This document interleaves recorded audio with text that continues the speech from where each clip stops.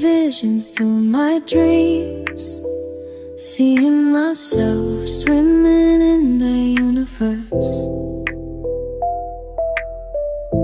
My ancestors gave me gifts to read cards, predict and heal. My name is Daphne, but spirit calls me Babylon. Angels communicate through numbers. Intuition is so deep. The gift I fully embrace within.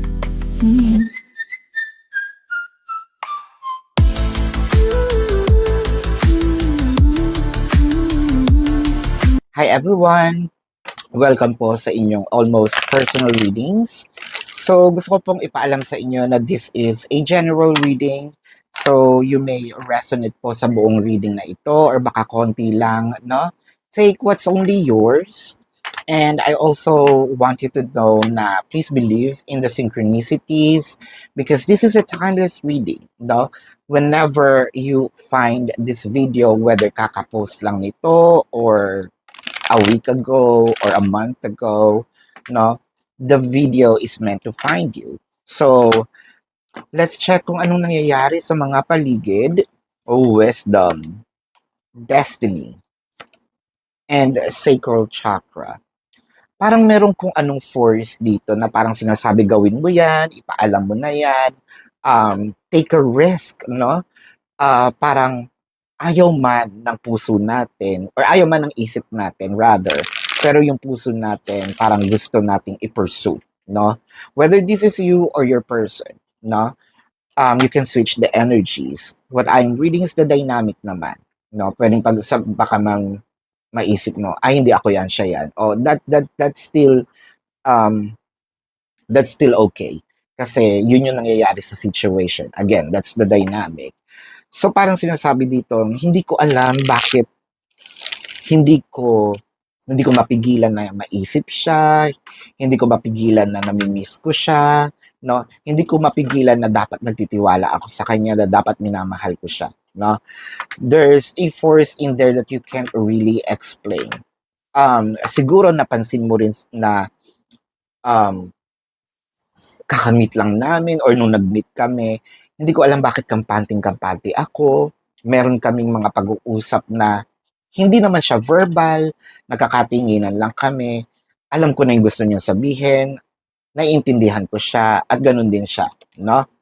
With the Two of Swords, I feel like now you had separation with your person.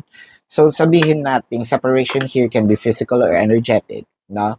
Para sa mga bago, yung physical, the person might be in a different city, state, a county, country, different continent, no? Energetic, pwedeng nakikita kayo pero hindi naman kayo nag-uusap. It might be a combination of both as well. So hindi na kayo nakikita, hindi pa kayo nag-uusap. Clarifying that with the Three of Wands and the Justice card. So parang, I feel like inaantay ka niya, inaantay mo siya, or nag-aantayan kayong dalawa dito who's going to make a move. This could be something that you probably telling yourself, alam kong gusto niya pa rin ayusin, no? Itong relationship namin. Ramdam na ramdam ko na gusto niyang maayos kaming muli. It just so happened, alam ko rin na inaantay niya yung move ko, no? With the Nine of Pentacles, alam mo rin na mapapasaya mo siya, mapapasaya mo yung sarili mo. It felt like a win-win situation in here kapag ikaw yung nag-reach out. That's what you are thinking. Minsan nangangati na ang iyong kamay with the Knight of Swords, to text your person, to message your person, to actually initiate and move, no? Para at least once and for all matapos na itong separation ninyo with the Judgment.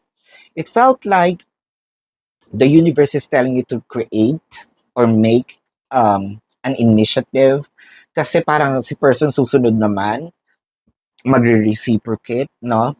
So if there's an actual message, kahit sabihin natin siya yung may mali, it could be, hoy, kamusta ka na? Tangina mo, no? Parang eto naman si person is, okay lang naman ako. At sorry nga pala sa mga nagawa ko. So, meron agad siyang ayuda. So, parang sign or signal lang naman ang inaantay ni person, no? For you to, for your person to actually respond, message back, or ask for an apology. With the magician, so it felt like you wanted to create something that will actually make your heart jump for joy. Your manifestation in here is to fix the issue, to be happy. And it felt like, again, it's a win-win situation. If you're gonna do that, the universe is pushing you, no, to actually take an action with the star in here. It felt like si person din naman may mga natutunan dito. It felt like si person natutunan din how to treat you right because, again, the separation happened because your person mistreated you with the Four of Swords and the Queen of Pentacles. It felt like, yeah, separation needs to happen, not to actually hurt you both, but the separation needs to happen for, sabihin natin dito na, kasi with the Four of Swords, kailangan lang ng konting break, no? For, I think that the both of you needs to understand and probably realize, the importance of the connection, the importance of you to them and them to you. With the Queen of Pentacles, ito yung time na parang sasabihin, oh, Queen of Pentacles kasi, ito yung ino-offer or binibigay, no? Sa taong deserving. The Queen of Pentacles is also the person na parang sasabihin, okay, these are all your tubo, no? Doon, kasi Queen of Pentacles is a person who's, sabihin natin, businesswoman, no? I invested, now I get my puhunan plus the tubo. So parang ganon. If we're going to interpret that in romantic way, of course, I invested time, energy, effort. Ngayon makukuha ko na yung puhunan ko, no? The time, energy, effort. Plus the fact na merong tubo. Tubo in a way na ito yung reciprocation ni person. And one thing is for sure, gusto nyo maayos talaga din itong relationship na ito. No, it's not just you, and you can feel it in your gut that your person also wanted to fix the issue. So, ano pang inaantay, no? Ito bang reading na ito ay para sa iyo? Let me know sa comment section because babasahin natin dito ang zodiac sign. Pero bago po yan, again, if you resonate, let me know sa comment section. And if you have some personal question with this reading, sa description box ng video na ito, there is a link. Click the link, you will be routed to my website. Nandun po yung name, number, QR code, amount per question. Take advantage of the 4 questions plus 1 kasi discounted po yun, no? And if you want to book a private reading, nandun din po siya. So, now let's check the zodiac sign. I'm seeing Taurus, Gemini, Aquarius. I am seeing Libra. I am seeing Virgo. I'm seeing Capricorn. Libra is very dominant, and I'm seeing Aries. This is your reading, and Leo rather, yeah.